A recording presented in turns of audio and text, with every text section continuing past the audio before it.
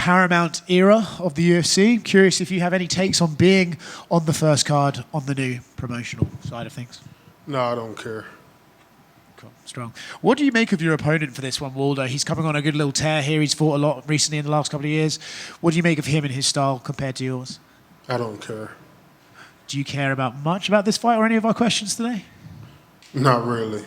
Figured. But this guy right here, he reminds me a lot of Roy Nelson, the way his style is a little bit. So. In what way does he remind you of Roy Nelson? The way he wound up his right hand, just like Roy Nelson. So it ain't nothing I haven't seen before. Yeah.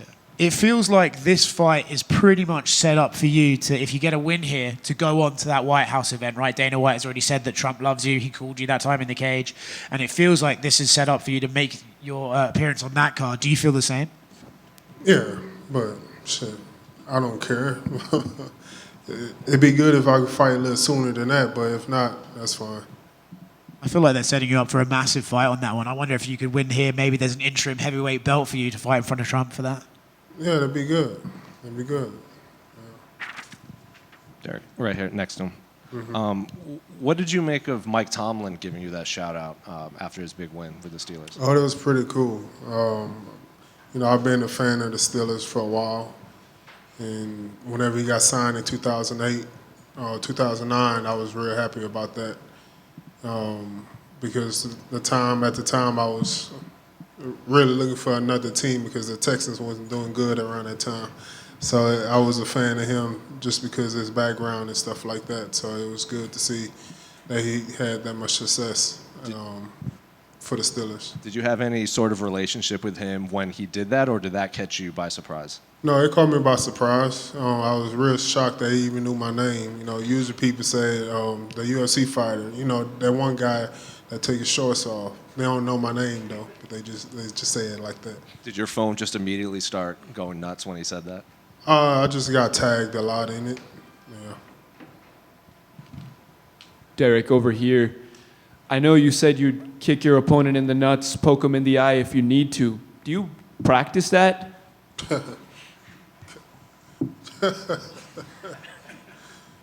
Of course. Yeah, you got it. We mix martial arts, man. You got to be ready for everything. Of course, you got to practice all that too. Yeah. And I know the White House could be next for you with the win. Do you think the White House is ready for a Derrick Lewis post-fight celebration? I believe so. Shit, you see all the crazy shit Trump do? Shit, they'll be ready for me. Shit, I'm PG-13 compared to him. Hey, Derrick, back here. Derrick, you know what?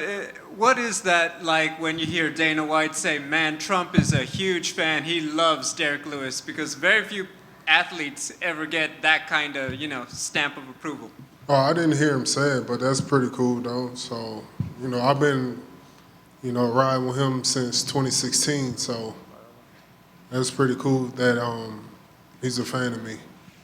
Obviously, you rep Houston for a long time. Did you feel any sort of way that Houston got a UFC champion recently in Joshua Van? No, it's pretty cool. We started at the same gym together, so I understand his struggle and the pain that he went through to go through to become champion. I'm happy for him. What moves would you like to see the Texans make for next season?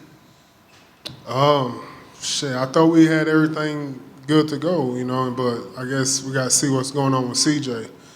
I think ever since we seen him show up with Amber Rose at the softball game a few years ago and Kim Kardashian and all that, and I'm like, damn, that might be like a curse for him. So hopefully we can get him back, but we'll see what happens. Just curious, you're a big fan of all of those teams publicly. What Houston team would you say, man, that was a fun season just to be a fan, whether it be, Rockets, Texans, anyone else? I think it's probably one of our best years that we ever had as a Texans fan. So I think the Texans really surprised me a lot this year. So I was happy to be a supporter and watch the grind this year. Yeah. Thank you. Derrick, how are you enjoying podcasting? What's that? How are you enjoying podcasting? Yeah, I like it a lot. I like it a lot. Shit, I didn't know there was that much money in podcasting. I should have been doing that, man. So, if anybody want to watch my podcast, it's The Beast and the Cowboy. We're working with negotiating right now between a couple of big platforms right now, so we should be on a lot of people's cards here pretty soon.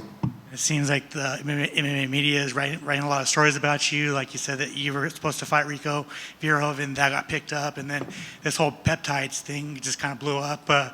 Are you going to have to watch what you have to say on your podcast, or who gives a fuck?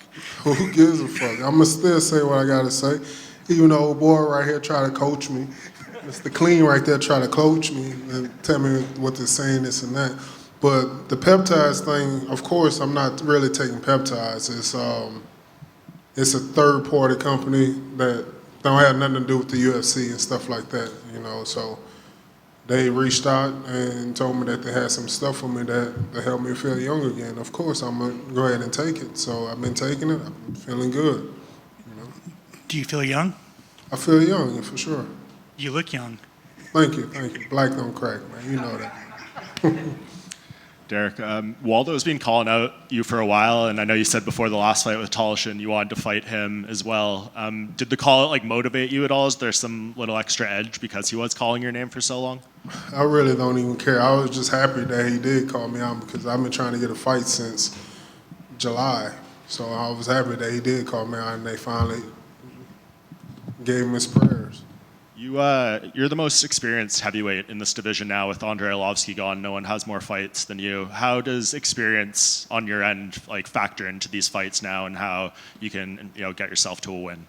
Yeah, it's they really can't underestimate me because I do have the most experience. It's I don't be seeing what these odds make us be seeing whenever they be picking against me. I'm every time, what in the hell are they talking about? I just watch the same video, the same fights that these people been watching.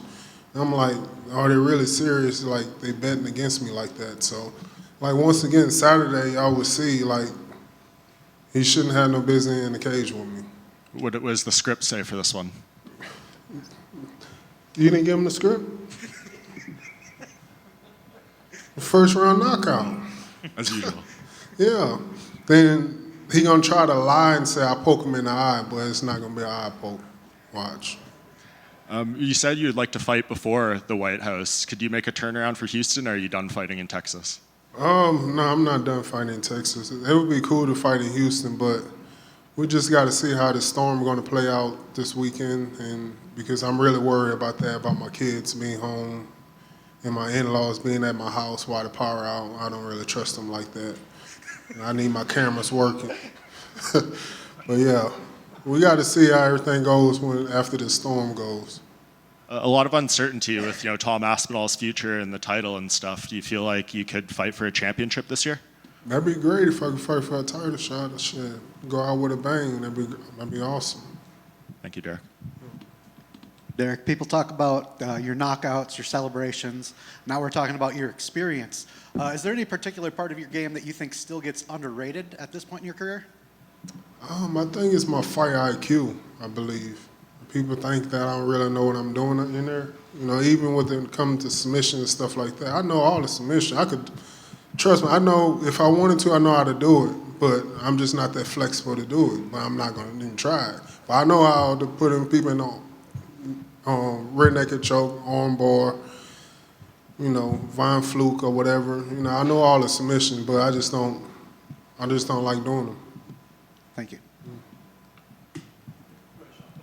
Derrick, Houston rapper Mike Jones recently got his number reinstated, 281-330-8004. Yeah. Have you called it at all? No. But I heard if you do call it, you get a discount, I think off of gas, like at Kroger's. You can get a discount if you call that number, for real.